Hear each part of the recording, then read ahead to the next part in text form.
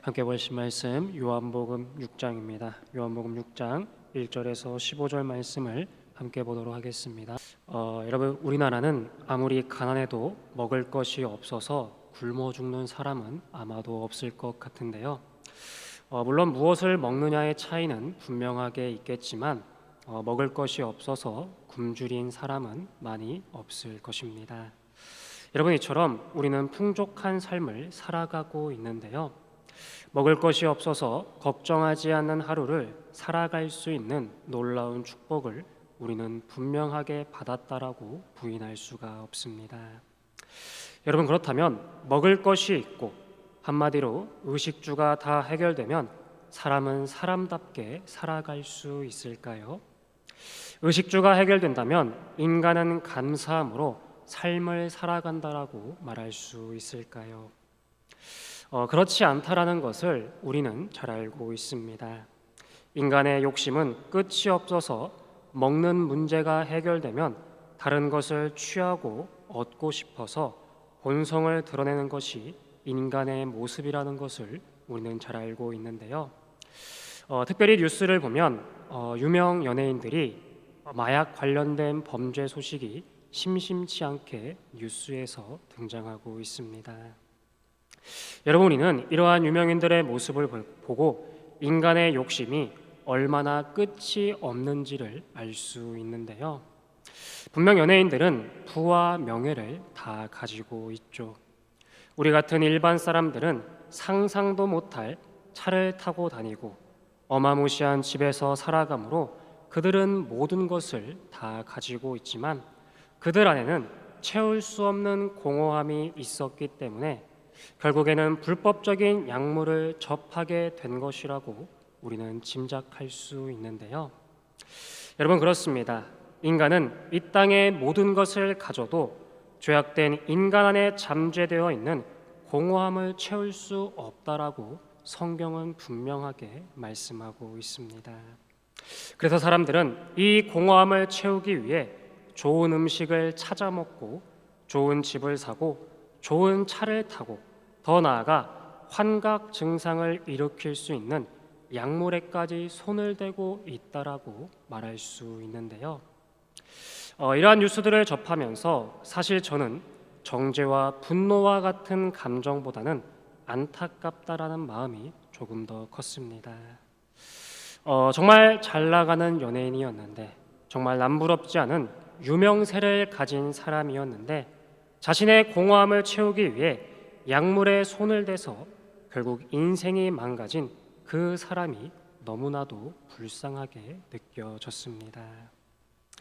여러분, 다시 말씀드리지만 인간은 죄로 인해 하나님의 형상이 깨져버린 이후 우리 마음에는 어떤 것으로도 채울 수 없는 공허함이 생기게 되었습니다. 사람들은 제각기 이 공허함을 채우기 위해 노력하지만 결국에는 불법적인 방법으로 이 공허함을 채우는 것을 선택하게 되었는데요. 그러나 그 방법은 잠깐의 공허함을 채울 수 있겠지만 우리 몸을 갉아먹는 옳지 않는 방법이라는 것을 우리는 잘 알고 있습니다.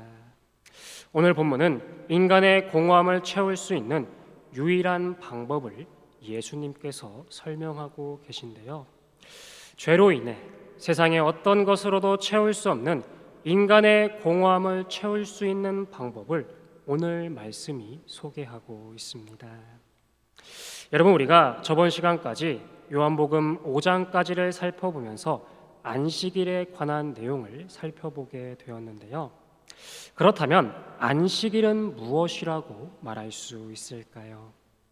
유대인들이 인식하는 안식이란 안식일에 아무것도 하지 않고 가만히 율법을 지키는 것이 유대인들은 안식이라고 생각했습니다. 그러나 하나님이 원하시는 안식이란 예수님 안에서만, 우리가 예수님 안에 거할 때 진정으로 안식을 얻을 수 있고, 그리고 예수님 안에서 하나님의 마음을 가지고 이웃을 섬기는 것이 진정한 안식이라는 것을 우리는 지난 시간까지 말씀을 통해 배우게 되었습니다. 오늘 6장에서는 5장과 비슷한 내용을 다른 방식으로 성경은 설명하고 있는데요. 오늘 우리가 읽은 6장의 말씀은 사실 우리가 잘 알고 있고 사복음서 전부가 기록되어 있는 오병이어 사건의 내용이라고 말할 수 있습니다. 오병이어는 우리가 잘 알듯 예수님께서 보리떡 5개와 물고기 2마리로 성인 남자만 5,000명, 그러니까 여자와 어린아이까지 합치면 10,000명 이상을 먹이시고 12광주리를 남기신 기적적인 사건이라고 우리는 잘 알고 있는데요. 이 기적은 예수님만이 하실 수 있는 기적이었고 예수님을 따라온 모든 사람들은 배부르게 먹게 되었다라는 내용으로 우리는 이 이야기를 쉽게 알고 있습니다. 그러나 사실 오늘 말씀은 이렇게 간단하게 정리할 수 있는 말씀이 아닌데요. 오늘 말씀은 사실 더욱 깊은 내용을 우리에게 전해주고 있습니다. 오늘 본문 1절과 2절을 보시면 예수님을 따르는 많은 사람들이 있었습니다. 2절을 보시면 그들이 예수님이 병을 고치시는 표적을 보았기 때문에 예수님을 따르고 있다라고 성경은 말하고 있습니다. 특별히 요한은 이 부분을 생략했지만 마가복음을 보시면 예수님은 제자들과 함께 귀신도 내쫓고 병도 고치며 정말 놀라운 기적을 행하게 되었습니다. 그로 인해 자연스럽게 많은 사람들은 예수님을 따라 나서기 시작했는데요. 그리고 4절에서는 이 날이 유월절이 가까이 왔다라고 성경은 말하고 있습니다. 따라서 오늘 말씀의 핵심은 예수님께서 많은 사람을 먹이셨다, 놀라운 기적을 일으키셨다가 아니라 이 날이 유월절이 가깝다라는 것이 오늘 말씀의 핵심이라고 말씀드릴 수 있습니다. 여러분, 그렇다면 유월절은 무엇이라고 말할 수 있을까요? 유월절은 유대인들에게 어떤 날이라고 말할 수 있을까요? 간단하게 설명드리면 유월절은 이스라엘이 해방된 날입니다. 이스라엘이 애굽에서 탈출한 날을 유월절이라고 말할 수 있는데요. 이제는 이스라엘이 애굽의 종노릇 하는 것이 아니라 하나님의 은혜로 자유함을 얻어 약속의 땅으로 갈 수 있는 시작점이 바로 유월절이라고 말할 수 있는 것이죠. 그러므로 유월절은 이스라엘에게는 아주 중요한 날이 된다라고 말할 수 있는데, 쉽게 말해 하나님의 은혜로 말미암아 이스라엘이 구원받은 것을 기념하는 날이 유월절이라고 말씀드릴 수 있습니다. 그런데 지금 그 유월절이 가까이 오게 되었습니다. 유월절이 가까운 그날 예수님은 빌립을 불러 자신을 따르는 많은 사람들에게 어떻게 먹을 것을 주어야 할지 물어보고 계신데요. 5절 말씀에 이렇게 말씀하고 계신데, 예수께서 눈을 들어 큰 무리가 자기에게로 오는 것을 보시고 빌립에게 이르시되 우리가 어디서 떡을 사서 이 사람들을 먹이겠느냐 하시니. 아멘. 사실 빌립은 지금 예수님과 제자들이 머물고 있는 갈릴리 지역 출신 사람이었습니다. 그래서 예수님은 자연스럽게 빌립에게 이러한 질문을 하고 계신다라고 볼 수 있는데요. 여러분, 저는 전주에 대해 아직 잘 모릅니다. 전주를 돌아다닐 때, 심지어 요 앞에 있는 신시가지를 갈 때도 내비를 찍고 가고 있는데요. 그런데 제 고향 서천은 눈 감고 다닐 수 있을 정도로 잘 알고 있는데요. 왜냐하면 제가 20년을 넘게 서천에서 살았기 때문에 누구보다 잘 알고 있는 것이죠. 마찬가지로 예수님은 그 지역 출신 빌립에게, 그 지역을 잘 알고 있는 빌립에게 먹을 것을 어디서 구해야 하는지 물어보고 계십니다. 여러분, 그런데 빌립이 아무리 이 지역을 잘 알고 있다 한들 예수님만큼 잘 알고 있었을까요? 온 세상을 지으시고 만드신 하나님의 아들보다 빌립이 이 지역을 잘 알고 있다라고 말할 수 있을까요? 절대 그렇지 않죠. 예수님이 빌립보다 분명하게 잘 알고 계셨습니다. 무엇을 알고 계셨을까요? 지금 이 근처에 5천 명이 먹을 수 있는 먹을거리를 구할 수 없다라는 것을 예수님은 잘 알고 계셨습니다. 그런데 예수님은 다 알고 계시면서 굳이 빌립에게 물어보신 이유가 무엇일까요? 성경은 예수님이 이러한 질문을 하신 이유를 6절에서 설명하고 있는데요. 이렇게 말씀하심은 친히 어떻게 하실지를 아시고 빌립을 시험하고자 하심이라. 예수님은 빌립을 시험하고자 하셨습니다. 왜 빌립을 시험하고자 하셨을까요? 여러분, 시험이란 아는 것을 맞추는 것도 중요하지만 내가 모르고 있는 것을 점검하고 배우는 것이 시험이라고 말할 수 있는데요. 빌립은 지금 예수님을 따르고 있습니다. 그러나 그는 정확하게 예수님이 누구신지, 그리고 예수님이 이 땅에 오신 이유를 명확하게 알지 못하고 있습니다. 마치 지금 예수님을 따르는 수많은 사람들이 예수님이 정확하게 누구신지 모르지만 표적을 보고 예수님을 따르는 것과 같이 빌립도 예수님에 대해 명확하게 알지 못하고 있는 것이죠. 분명 예수님은 빌립의 이러한 마음을 정확하게 알고 계셨습니다. 그가 어떠한 믿음으로 예수님을 따르고 있는지, 그가 어떠한 마음 상태로 예수님을 따르고 있는지 예수님은 분명하게 알고 계셨습니다. 그래서 예수님은 의도를 가지시고 빌립에게 어디서 먹을 것을 구할 수 있느냐라고 물어보셨는데요. 이어지는 빌립의 대답이 참 재미있는데 본문 7절에 이렇게 기록되어 있습니다. 빌립이 대답하되 각 사람으로 조금씩 받게 할지라도 200데나리온의 떡이 부족하리이다. 분명 예수님은 어디서 먹을 것을 구할 수 있느냐라고 질문하셨는데 빌립은 돈이 부족하다라고 말하고 있습니다. 빌립은 자신의 생각과 이성으로는 현 상황에 먹을 것을 구할 수 있는 돈이 없고 설사 돈이 있다 할지라도 10,000명이 넘는 사람들이 먹을 수 있는 음식을 당장 구할 수 없다라고 말하고 있습니다. 한마디로 빌립은 이 일은 불가능하다, 가능하지 않다라고 예수님께 말씀하고 있는 것이죠. 여러분, 이러한 모습은 빌립에게만 있는 것이 아닌데요. 제자들 모두 빌립과 같은 대답을 하고 있습니다.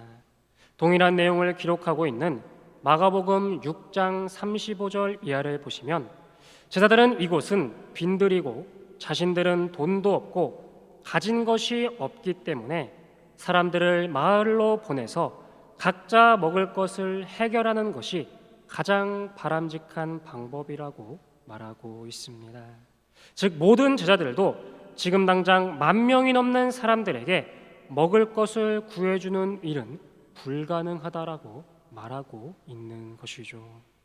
그런데 그때 대화를 듣고 있던 안드레는 한 아이가 작은 도시락 하나를 가지고 있다라고 예수님께 보고를 하게 되었습니다. 그 아이가 가지고 있는 도시락은 보리떡 5개와 물고기 2마리가 전부였습니다. 9절 하반절에 보시면 이 도시락 하나로는 절대 많은 사람들이 배를 채울 수 없다라고 안드레도 분명하게 고백하고 있는데요. 다시 말해 지금 상황은 불가능한 상황입니다. 그러나 이 보리떡이 예수님의 손에 들어갔을 때 놀라운 일이 벌어지게 되는데요. 여러분, 성경은 자주 이러한 이야기를 기록하고 있습니다.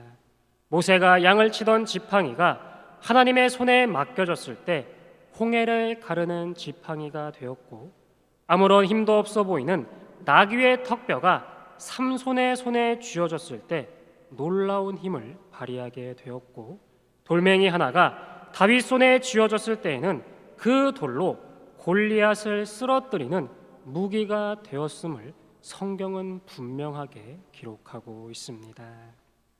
여러분, 하나님은 우리의 눈으로 그리고 우리의 생각으로 하찮아 보이는 그것을 가지시고 역사하시는 하나님이심을 기억하시기를 바랍니다.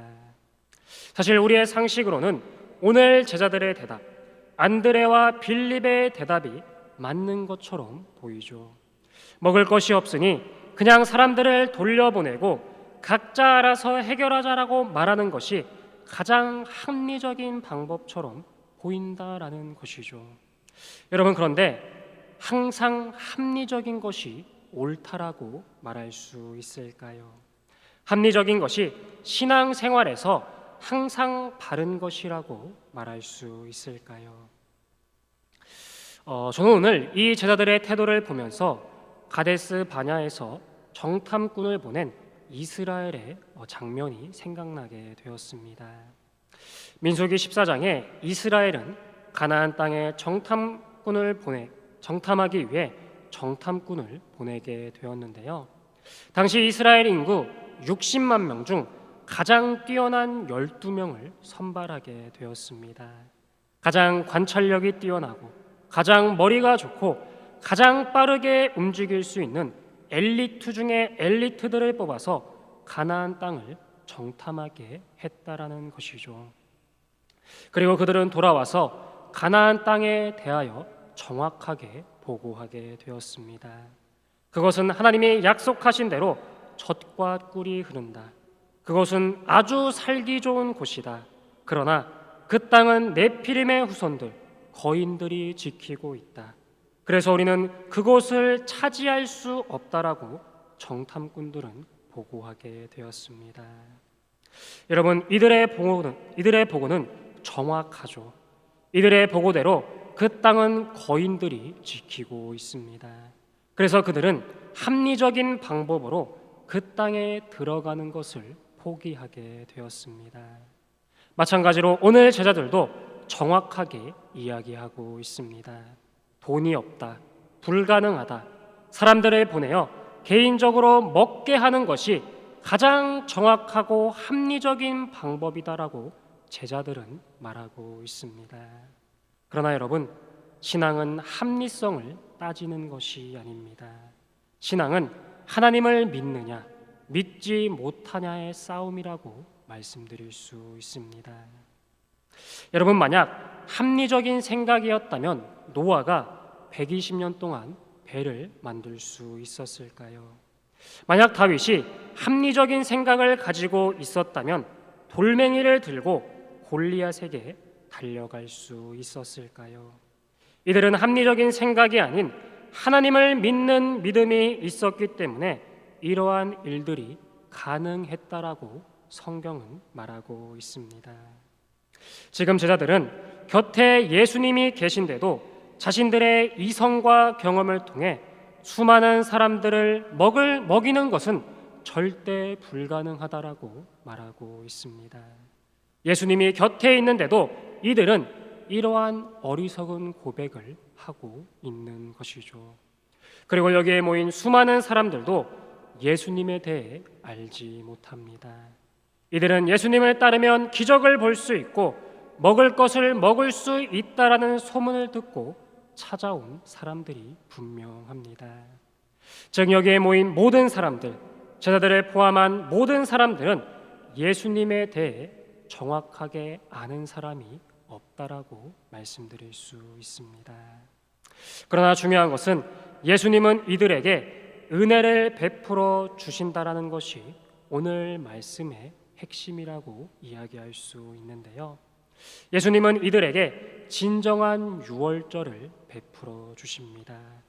아무도 자신에 대해 알지 못하지만 예수님은 이들에게 놀라운 은혜를 베풀어 주고 계십니다. 여러분, 우리가 요한복음을 계속해서 보고 있지만 요한은 이 부분을 굉장히 강조하고 있는데요. 우리는 예수님을 알아보지 못한다. 인간이 하나님을 찾아와서 믿는 것이 아니라 인간이 하나님을 믿을 수 있는 것은 전적인 하나님의 은혜라고 요한은 계속해서 강조하고 있습니다. 마찬가지로 오늘 말씀에도 제자들도 수많은 사람들도 예수님에 대해 명확하게 인식하는 사람은 없었다라고 요한은 분명하게 기록하고 있습니다. 그럼에도 예수님은 그들에게 은혜를 베풀어 주고 계신다라고 말씀하고 계신 것이죠. 모든 사람이 죄를 범하여 하나님의 영광에 참여할 수 없지만 그리스도께서 그들을 품으시고 안아주셨다라는 이 내용을 요한은 강조하고 있습니다. 그리고 예수님은 한 아이의 도시락 떡 5개와 물고기 2마리를 가지시고 그 장소에 있는 모든 사람들에게 나누어 주시며 그들을 풍족하게 채워주고 계신데요. 하나님의 은혜로 이스라엘이 구원받은 유월절에 진정한 유월절, 진정한 은혜를 예수님께서 사람들에게 베풀고 계신 것이죠. 여러분, 결론적으로 말씀 한 구절을 읽어보려고 하는데 에베소서 5장 2절 말씀인데 제가 읽도록 하겠습니다. 그리스도께서 너희를 사랑하신 것 같이 너희도 사랑 가운데 행하라. 그는 우리를 위하여 자신을 버리사 향기로운 제물과 희생 제물로 하나님께 드리셨느니라. 아멘. 예수님께서 유월절에 먹을 것을 나눠주신 이유는 단순히 사람들에게 먹을 것을 주시기 위함이 아닌 자신이 진정한 유월절의 어린 양이심을 선포하고 계신 것이죠. 예수님의 희생과 예수님의 죽으심이 있어야 많은 사람들이 풍족하고 충만해질 수 있다라는 것을 예수님은 오늘 말씀을 통해 보여주고 계십니다. 그리고 우리가 방금 결론적으로 보았던 말씀에서 성경은 우리에게 한 가지 권면을 분명하게 하고 있습니다. 이 사랑 가운데 거하며 이 사랑을 행하라고 말하고 있습니다. 여러분, 처음 서두에 나누었던 사람들이 공허함을 채우기 위해 불법적인 약을 한다라는 이야기를 잠깐 언급했는데요. 여러분, 오늘 말씀은 그 공허함을 채울 수 있는 것은 하나님의 은혜와 사랑밖에 없다라고 말하고 있습니다. 우리를 채우시고 우리를 풍족하게 하는 것은 하나님의 사랑밖에 없다라고 분명하게 말씀하고 있습니다. 여러분, 예수님께서 유월절 어린 양이 되셔서 모든 인류에게 풍족한 은혜를 허락해 주셨습니다. 그렇다면 우리도 예수님과 같은 삶을 살아야 하는 줄 믿습니다. 우리 주변에 공허와 좌절감에 사로잡힌 사람들에게 예수님의 사랑을 흘려보내시기를 바랍니다. 여러분, 세상은 분명 병들어가고 있습니다. 세상은 공허함을 채우기 위해 불법적인 것을 찾고 행하고 있습니다.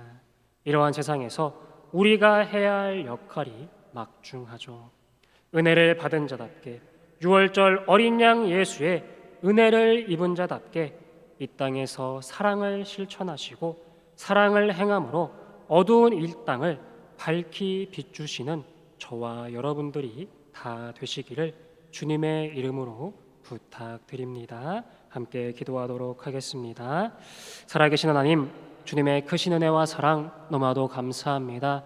하나님, 우리가 이 땅을 살아가지만 이 땅은 분명 병들어 있습니다.